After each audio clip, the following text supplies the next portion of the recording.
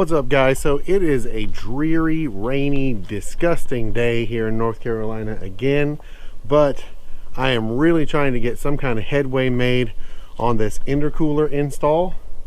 So I thought today what we would do is just a little prep. We're going to go over all the parts that you need to do an intercooler install, and I'm going to hopefully get this bumper cover off so I can get to everything I need to mount everything. So that is what we're doing today.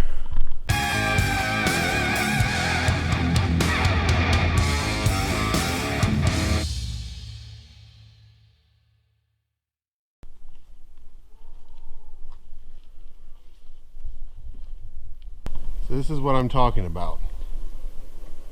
Just no sun in sight, dreary, and disgusting. But while I'm out here, let's go over the first thing that you're going to need to do an intercooler install, and that is you're going to need a different set of fuel rails. The factory fuel rails have metal lines that go over the top of the supercharger right here, and those cause a problem with an intercooler because the intercooler is going to raise the supercharger about that far, and there's not enough room for that. So what I've already done, if you've been following my videos, is I've installed these billet fuel logs, which are very nice looking, but they are going to solve that problem for us. Right now this line is over top of the supercharger, but it will go under it, which will solve our problem as far as that goes. So as far as fuel goes, that's really all you need.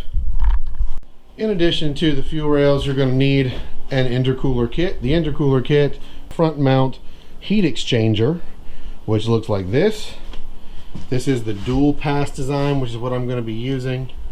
You will also need an intercooler pump for pumping the fluid back and forth. I got the Bosch version, which is right here, and which comes with the electrical plug in there. So that's that. You'll need hoses, which I have over here, and then you'll need a core. Now, if you didn't see the previous video where I mentioned it, I went with the 2.5 core, which is this one right here.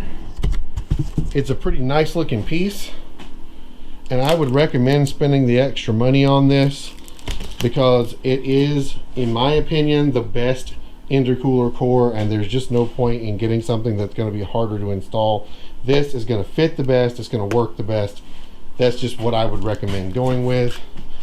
Now, in case I run into clearance problems with the throttle body, which is common on the Gen 5 swap cars, I bought this, which is a little throttle body turn down for the Gen 5, which I can use to get some extra hood clearance.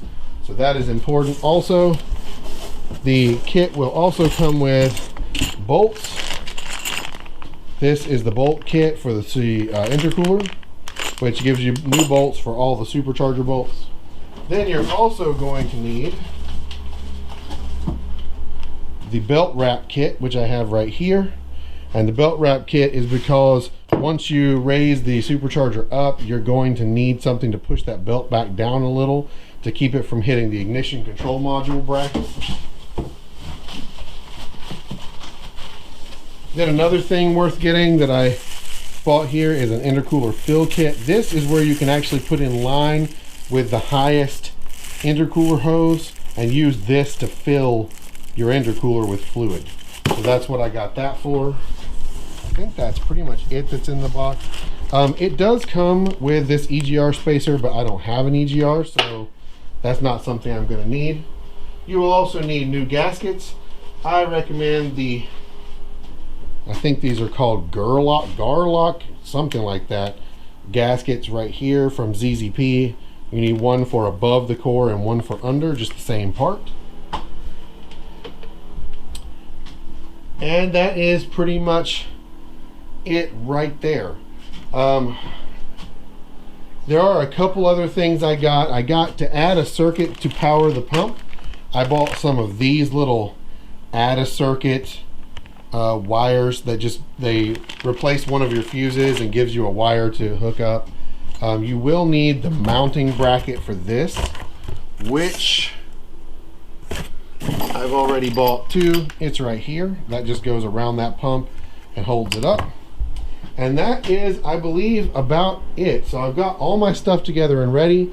The only thing else I really think I have time to probably try to get done today is I think we're going to try to get the front bumper off, because you do need the front bumper off to be able to install most of this.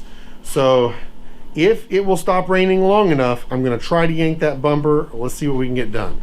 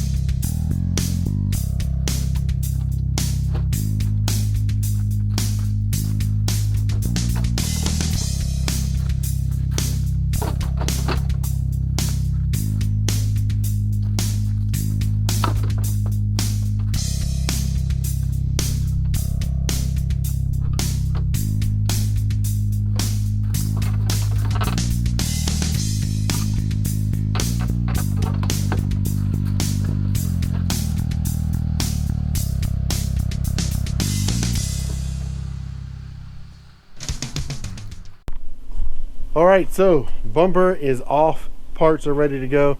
I am ready to go. It's about to start raining again, so I'm going to go ahead and stop for right now. But in the next video about this, I don't know, depending on whether if it's going to be the next video, but hopefully it will be. Next video, we'll start mounting components, getting things wired up, and we'll get this intercooler installed. Make sure you drop this video a like, drop me a comment and say hi, and then make sure you're subscribed. I'll see you in the next video. Thank you so much for watching, and peace.